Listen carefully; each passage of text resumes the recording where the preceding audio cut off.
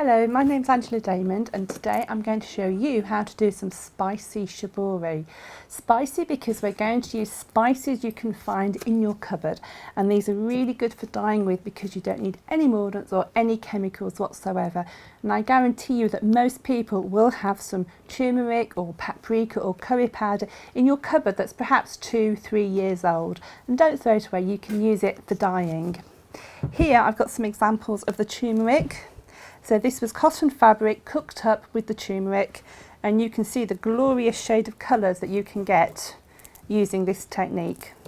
And you can dye up whole meterage as well. It just, you cut your cloth according to how big your pan is.